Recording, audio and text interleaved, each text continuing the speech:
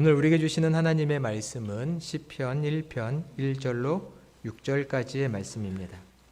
시편 1편 1절로 6절의 말씀을 우리 한 절씩 교독을 하도록 하겠습니다. 복 있는 사람은 악인들의 꾀를 따르지 아니하며 죄인들의 길에 서지 아니하며 오만한 자들의 자리에 앉지 아니하고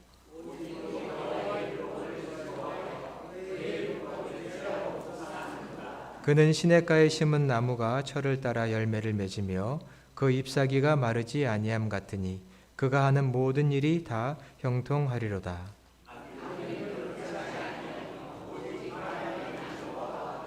그러므로 악인들은 심판을 견디지 못하며 죄인들이 의인들의 모임에 들지 못하리로다. 무릇 의인들의 길은 여호와께서 인정하시나 악인들의 길은 망하리로다. 아멘. 할렐루야. 오늘도 주님의 말씀이 우리에게 새 믿음과 결단 주시기를 간절히 축원합니다. 오늘은 말씀을 즐거워하는 자라는 제목으로 하나님 은혜를 나누려고 합니다. 사람들이 아주 재미있고 즐거운 일을 할 때는 보통 시간 가는 줄을 몰랐다 이런 말을 합니다. 시간 가는 줄을 몰랐네. 이렇게 시간이 벌써 갔어? 정말 재미있는 일을 할 땐 밤을 새웁니다. 그런 경험들이 한 번씩 다 있으시죠? 어떤 소설책을 딱 읽으려고 잡아들고 읽기 시작했는데 너무 재밌어서 읽다 보니까 그냥 밤을 셉니다. 도저히 중간에 이 책을 놓을 수가 없는 거죠. 읽다 보니 그냥 밤이 새고 어떤 영화나 재미난 시리즈 드라마를 보다가 밤을 새운 적도 있으실 겁니다. 요즘 젊은이들은 게임을 하다가도 밤을 새요. 공부를 하려면 밤새우기 어려운데 게임은 너무 재밌으니까 밤을 셉니다. 자기의 일, 전문성 있는 일을 어떤 프로젝트를 준비하려고 그 일을 완성도 높게 하려고 골몰하다가도 밤을 새우기도 하죠. 그것 또한 재미입니다. 사람이 재미있으면 밤을 새서라도 합니다. 재밌으니까. 억지로 하는 게 아니죠. 최근에 이런 재미, 이런 즐거움을 경험해 보신 적 있으신가요? 어떠세요? 정말 나를 재미있게 해서 시간 가는 줄도 모르게 만드는. 사람은 자기를 즐겁게 해주고 자기를 재미나게 해주는 것에 의해서 많은 영향을 받게 됩니다. 요즘 주로 내 생각, 말과 행동을, 시간을 많이 차지하는 것들이 뭔가요? 주로. 내 말에서 이런 얘기들이 많이 나옵니다. 생각하려고 하지 않아도 자꾸 그 생각이 납니다. 그러다 보니까 하고 있습니다. 그런 것들 때문에 내 삶이 조금씩 바뀝니다. 영향을 받는 거죠. 사람은 즐거워하는 일에 영향을 받습니다. 어떤 즐거움이 있으시고 나는 어떤 변화가 이루어지고 있습니까? 오늘 한번 생각해 보시기 바랍니다. 오늘 시편 1편은 우리 그리스도인들이 너무나 잘 알고 심지어는 암송을 하기도 하는 아주 대표적인 시편이지요. 이 시편 1편은 유대인들에게는 토라 시편의 대문과 같은 역할입니다. 첫 시편이기도 하지만 그만큼 중요한 시편이기도 하는 거죠. 이 6절의 짧은 시편이지만 대문과 같은 아주 귀한 역할을 하는 시편입니다.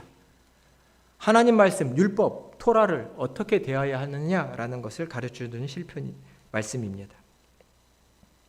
먼저 우리 1절과 2절의 말씀을 함께 봉독해 볼까요? 1, 2절입니다.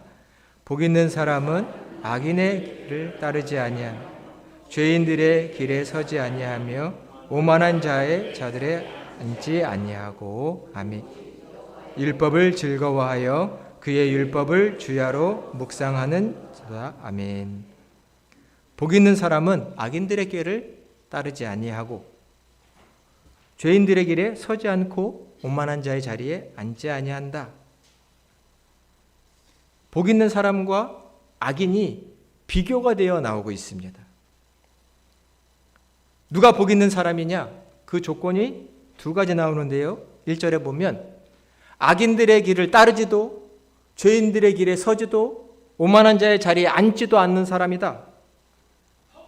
그래도 우리가 성경을 조금 읽었고 하나님 믿은 지 20년, 30년 됐으면 우리 시편 1편을 볼 때마다 생각해야 하는 것이 있으니 이 시편의 표현입니다.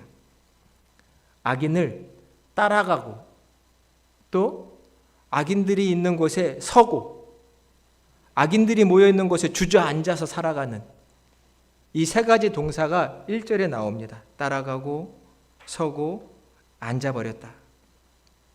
점진적으로 악한 삶 가운데 더 빠져들어가는 거죠. 삶의 방향이 악한 곳에 있다는 겁니다. 거기서 떠나라. 그 악한 영향권에서 떠나라 라고 말씀하십니다. 그래야 복된 삶을 살게 된다라는 말씀입니다. 악한 자리에 오래 있으면 나중에는 이게 나쁜 일인지 악한 일인지도 구분이 안 갑니다. 여러분 좀 표현이 이상하지만 화장실 가서 고약한 냄새 맡으면 처음엔 얼굴이 찡그러지다가 코가 금세 마비되죠. 그 냄새가 곧 없어집니다. 냄새가 없어진 게 아니라 내 코가 마비돼서 모르는 거죠. 악한 자리에 가 있으면 그리고 그곳에 오래 있으면 나중에는 이게 나쁜 일인지 아닌지 구분도 안 간다는 겁니다. 그러니 속히 그 악한 일을 따르지도 거기에 서지도 거기에 주저앉지도 말고 그 길을 벗어나라 라고 하나님께서 말씀하십니다. 어떻게 해야 될까요? 말씀에서는 말씀의 길, 하나님 말씀의 길로 따라가라고 말씀합니다. 말씀해 보니 여호와 율법을 즐거워하여 그 말씀을 주야로 묵상하는 자가 되라고 말씀합니다. 여호와의 말씀을 즐거워해라. 억지로 의무감으로 말씀 보지 말고 하나님 말씀을 즐거워하라 라고 하십니다. 이 복된 주일에 하나님 앞에서 한번 스스로에게 정직하게 대답을 해볼까요? 우리는 하나님 말씀을 기뻐하고 즐거워하고 있습니까? 그래도 우리 성도님들은 아멘을 해주시니까 감사합니다. 이 말씀이 정말 즐겁냐? 기쁨이냐? 한번 스스로에게 답해 보세요. 서두에 말씀드렸듯이 기뻐하면 밤새 합니다. 주야로 묵상한다. 시편 기자가 말하고 있죠. 내가 여호와의 율법을 즐거워하여 주야로 묵상한다. 낮이고 밤이고 그 말씀 생각하고 그 뜻을 생각하고 어떻게 이 말씀대로 살 수 있을까 생각한다는 겁니다. 정말 말씀을 즐거워하시나요? 기뻐해야, 좋아해야, 주야로 묵상해야 영향을 받습니다. 그 말씀에 영향을 받고 그 말씀 때문에 바뀝니다. 주일날 이렇게 주일을 지켜주시고 말씀을 들어주셔서 감사한데 주일에 한 번 설교 듣고 한 번 말씀 듣는 걸로는 우리의 삶이 확 바뀌지 않습니다. 매일 자주 기뻐함으로 하나님 말씀을 대할 때 우리의 삶이 바뀝니다. 오늘 시편 기자의 고백처럼 복받는 자의 삶은 여호와 율법을 즐거워하여 주야로 낮이고 밤이고 그 말씀을 보고 싶어하는 사람이 말씀의 영향도 받고 하나님이 주시는 복도 받는 것이지요. 즐거워하다라고 우리말로 번역한 하페츠라고 하는 히브리 말은 조금 더 뜻이 있습니다. 하페츠라는 말은 선택해서 내 의지로 선택해서 사랑한다. 더 깊이 사랑한다. 이런 뜻이 담긴 히브리 말입니다. 인간의 의지, 즐거움, 애착 이런 것이 담겨있는 단어가 이 하페츠라는 말입니다. 하나님의 말씀을 선택해서 붙잡고 계속 좋아하다 보니까 더 좋아하게 되고 더 사랑하게 되고 이런 단어가 이 말입니다. 내 의지를 다해서 이 하나님 말씀을 귀하고 사랑하기로 선택하고 다짐하고 그렇게 말씀을 대하다 보니까 정말 이 말씀 아니면, 하나님 말씀 아니면 안 되겠는데 라는 마음이 우리의 생각 안에 들어와서 이 말씀을 주야로 더 묵상하고 싶어지는 것이 이 시편 기자의 고백입니다. 교회에서 말씀 읽으라니까 읽고가 아니라 정말 이 성경 말씀이 읽고 싶은 거예요. 아침 일어나면 그래도 하나님 말씀을 읽어야지 펴지고, 하루를 살아가는 동안도 자꾸 성경 말씀이 떠올라서 묵상하고, 이런 것을 즐거워한다라는 것이고, 하페츠, 즉 붙잡았다, 그리고 놓지 않는다, 이런 뜻이 있는 것이죠. 우리 자막을 통해서 시편 119편 97절의 말씀을 함께 봉독해 보겠습니다. 내가 주의 법을 어찌 그리 사랑하는지요, 내가 그것을 종일 작은 소리로 읊조리니다. 아멘. 시편 기자가 뭐라고 말하나요? 내가 주의 법을 어찌 그리 사랑하는지요.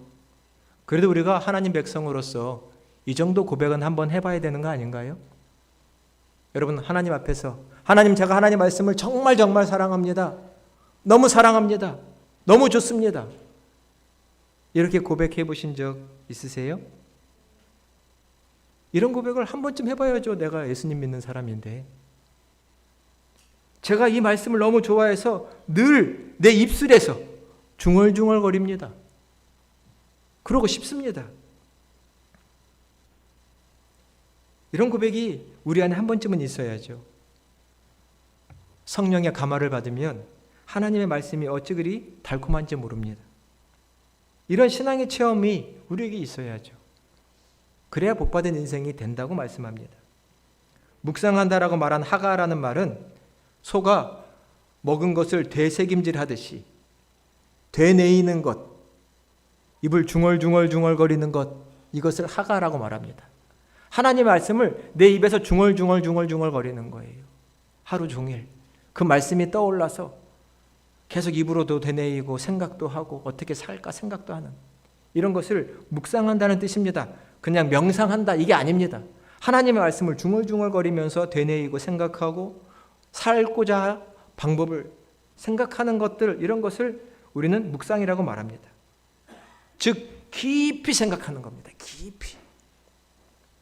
듣고 잊어버리는 게 아니고 깊이 생각하는 것, 그리고 붙잡고 그 말씀대로 사는 것, 이것이 묵상입니다.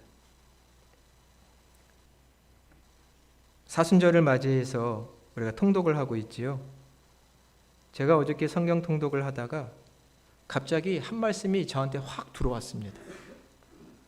제 얘기지만 한번 들려드리면, 자막을 한번 보여주시겠어요? 신명기 33장 3절인데요. 제가 한번 봉독해 드리겠습니다. 여호와께서 백성을 사랑하시나니 모든 성도가 그의 수중에 있으며 주의 발 아래에 앉아서 주의 말씀을 받는도다. 아멘. 잠깐 보여주세요. 성경을 읽고 있는데 우리 새벽에 같이 읽는 거죠. 갑자기 이 한 구절이 마치 그림을 그려지는 것처럼 저에게 확 들어왔어요. 하나님께서 백성을 사랑하신다라고 하는데 갑자기 이렇게 예배 장면, 우리 평강교회 성도님들이 막 모여있는 이 장면이 딱 들어오면서 하나님의 손이 이렇게 받치고 있는 그림이 딱 눈에 들어오는 거예요. 모든 성도가 그의 수중에 있도다. 그리고 모든 성도님들이 하늘을 바라보면서 하나님의 음성을 듣고 있는 이 장면이 마음에 확 들어오는 거예요. 마음에 확 들어왔습니다. 제가 예수님 믿고 성경을 읽은 지가 30년인데 그동안 이 신명기 33장 3절 말씀을 이렇게 느껴본 적이 없었거든요. 근데 어제 성경 통독을 하면서 갑자기 이 말씀이 확 들어오면서 하나님이 이 말씀 붙잡고 우리 평강교회와 성도님들을 위해서 기도하라고 하시나 보다 하고 어제 내내 이 말씀을 계속 곱씹었어요. 아침부터 해갖고 밥 먹을 때부터 해서 계속 그냥 자꾸 생각나는 거예요. 하나님의 손에 있도다. 백성들이 하나님의 말씀을 듣는다. 계속 되뇌였지요. 그것이 성경을 묵상하는 겁니다. 자꾸 생각하는 것이고 그 말씀을 붙잡는 것이고요. 그 말씀을 붙잡음으로 그 말씀대로 살아가는 것이죠. 평강교회를 위해서 일평생 이 말씀을 붙잡고 기도할 수 있게 됐습니다. 하나님 주신 말씀이니까요. 주의 말씀을 좋아하고 사랑하고 주야로 생각하고 붙잡고 그 말씀이 이루어지기를 기도하는 것, 이것이 하나님의 말씀을 즐거워하는 것이고 이것이 복받는 비결인 줄로 믿습니다. 여러분, 어떤 말씀에 의해서 사로잡혀 계세요? 어떤 말씀이 나를 붙잡고 그 말씀이 계속 생각나시나요? 그런 말씀이 있어야 복받는 인생이 됩니다. 오늘 시편 말씀 3절에 보면 시냇가에 심은 나무라고 비유하고 계십니다. 철을 따라 열매를 맺고요, 아무리 뜨거워도 그 잎사귀가 마르지 않습니다. 늘 물이 풍족하기 때문입니다. 다 형통합니다. 생명수 근원에 그의 뿌리를 내리고 있는 나무처럼 예수 믿는 사람, 특히 말씀을 사랑하는 사람은 그러한 삶을 산다고 말씀합니다. 이러한 말씀은 많이 들어보셨기 때문에 오늘은 4절 말씀을 조금 강조해서 말씀 나누고 싶습니다. 우리 4절의 말씀을 같이 자막을 통해서 함께 봉독해 보도록 하겠습니다. 악인들은 그렇지 아니하며 오직 바람에 나는 겨와 같도다. 아멘. 악인들은, 즉 하나님 말씀 없는 사람들은 뭐와 같다고요? 바람에 날아가는 겨와 같다는 겁니다. 타작마당에 가면, 특히 이스라엘 백성들은 타작마당에서 타작을 하는데 어떤 곳을 타작마당으로 삼냐면 바람이 많이 부는 언덕 같은 곳을 타작마당으로 삼습니다. 그곳에 자기들이 수확한 것을 가지고 가서 몽둥이로 이삭을 치고 철이 달려있는 막대기로 막 치면서 타작을 합니다. 그럼 어떻게 되나요? 알이 들어있는 이삭은 다 떨어지지만 겨들은 다 바람에 날아가는 거죠. 지금 이 타작마당을 배경으로 해서 이 말씀을 하고 있는 겁니다. 악인들은 다 날아간다는 겁니다. 다 날아간다는 겁니다. 왜 날아가요? 물론 가벼워서 날아가죠. 하지만 더 바르게 말하면 그 속에 알이 차지 않고 비어있기 때문에, 알이 빠졌기 때문에 날아가는 거죠. 가벼워서 날아가는 것이 아니라 알이 없어서 날아가는 겁니다. 가장 중요한 것이 없기 때문에 날아가는 거죠. 하나님의 말씀이 그 안에 없으면 바람이 불면 다 날아가는 인생이 된다는 겁니다. 인생의 풍파, 하나님의 채찍 속에 다 날아가는 인생이 돼버린다는 겁니다. 그 안에 말씀이 없으면. 이 시편 1편을 중요하게 여긴 유대 랍비 전통에서는 이 말씀을 이렇게 해석합니다. 토라, 율법이 없는 사람은 내면을 형성하는 기준이 없는 사람이어서 그 사람의 존재의 무게가 너무 가벼워 다 날아간다는 겁니다. 인생의 바람에. 하나님의 말씀에 의해서 자기의 내면을 형성하지 못한 사람은 세상 풍파에 다 날아갈 것이다. 어떤가요? 우리 안에는 이 말씀이 있습니까? 5절 말씀해 보니 악인은 여호와의 심판을 견디지 못한다고 했습니다. 하나님이 후 하고 불어버리시면 날아가는 인생인가요? 하나님 앞에 말씀으로 인해서 인생의 무게중심을 잡고 남아있는 인생인가요? 하나님의 말씀은 영원한 말씀, 불변하는 말씀입니다. 이 말씀이 우리 안에 있고 이 말씀을 사랑하고 이 말씀을 붙잡고 살아가면 날아가는 겨와 같은 인생은 되지 않을 것이죠. 복음서의 표현대로 하면 예수님이 보배를 담고 있는 질그릇이라고 할 수 있는 것입니다. 하나님 앞에 어떠한 가치가 있습니까? 물론 하나님 앞에 이것저것 잘하고 순종해서 가치 있는 인생이 될 수도 있겠지만 오늘 말씀에 잇대어 말씀드려보면 영원히 변함없는 이 말씀이 우리 안에 차곡차곡 쌓여 있어서 흔들리지도 않고 변함도 없는 그런 인생을 살아갈 때 참으로 가치 있는 인생이 될 줄로 믿습니다. 말씀이 내 안에 있습니까, 여러분?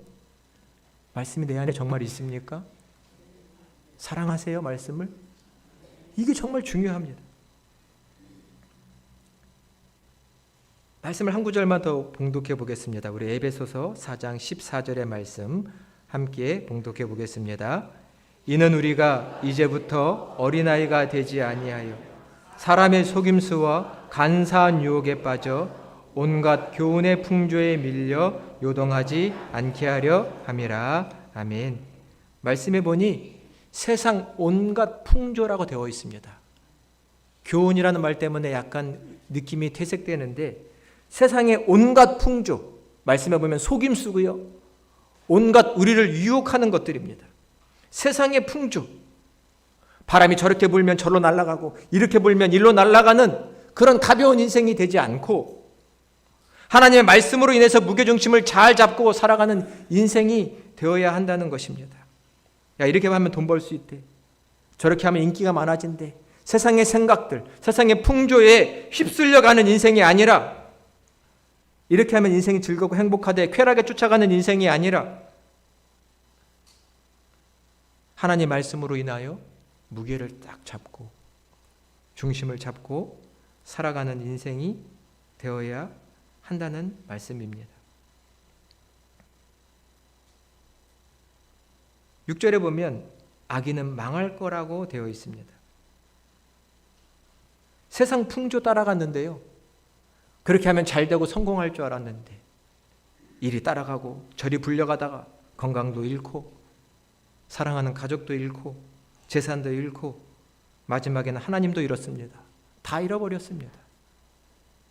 그런 인생 되지 말라고 이 시편 1편에서 아주 강하게 말씀하시는 겁니다. 오직 복 있는 사람은 여호와의 율법을 사랑하는 사람이고 즐거워하는 사람이고 그 율법을 주야로 묵상하는 사람이라는 것입니다. 푸른 마르고 꽃은 시들지만 여호와의 말씀은 영원히 있기 때문에 그 영원한 말씀을 마음에 간직하고 살아가는 사람만이 복받은 인생이라고 말씀하시는 것이죠. 세상 풍조, 바람이 문제입니까? 아닙니다. 내 속이 비어있는 게 문제입니다. 내 속에 영원한 말씀이 없는 것이 문제입니다. 내가 여호와의 율법을 사랑하지도 즐거워하지도 못하는 데 문제가 있습니다. 다시금 이날 하나님 앞에서 내가 진정 하나님 말씀을 사랑하는 자인가? 그 말씀을 정말 기뻐하며 살아가는 자인가? 그 말씀을 붙잡고 놓지 않는 자인가를 생각해 보시기를 바랍니다. 그 사람만이 복받은 인생이라고 말씀합니다. 6절에 보면 의인의 길은 여호와께서 인정하신다라고 되어 있습니다. 인정하신다. 히브리 말로 쉽게 말하면 안다라는 뜻입니다. 내가 너를 안다. 어떻게 살고 있는지 안다. 안다라는 말은요, 관계의 언어입니다. 누군가를 잘 알 때, 모른다고 할 때, 즉 관계의 언어입니다. 모른다고 하면 관계가 없다는 것이죠. 하나님이 우리를 아신다는 말은 우리를 보호하신다는 뜻이고 돌보신다는 뜻이고 책임져 주신다는 뜻입니다. 내가 너를 안다. 하나님의 말씀을 사랑하고 즐거워하며 그 말씀대로 살아가고자 하는 너를 내가 안다. 이 말씀은 누구보다도 우리에게 큰 위로가 됩니다. 내가 너를 알아. 이 하나님의 음성을 듣고 하나님의 돌봄을 받으며 복된 길을 걸어가시는 저와 여러분이 되시기를 간절히 축원드립니다. 이 사순절에 어떻게 보내야 할까요? 하나님 말씀 앞으로 꼭 다시 한번 나아가시기를 바랍니다. 하나님 말씀을 사랑하고요, 즐거워하시기를 바랍니다. 그것만이 우리가 복받은 인생이 됩니다. 하나님의 말씀을 사랑하면요, 나를 통하여 교회와 우리의 가정이 세워집니다. 의인의 회중이 만들어집니다. 하나님이 그렇게 하시겠다고 오늘 약속하십니다. 말씀을 사랑하고 즐거워하는 자가 되라. 그 길로만 걸어가는 자가 되라. 이런 귀한 은총이 사순절 기간 동안 우리에게 함께 하시고 우리의 믿음이 새로워지시는 그런 귀한 복을 받으시는 저와 여러분이 되시기를 그리스도의 이름으로 간절히 축원드립니다. 기도하겠습니다.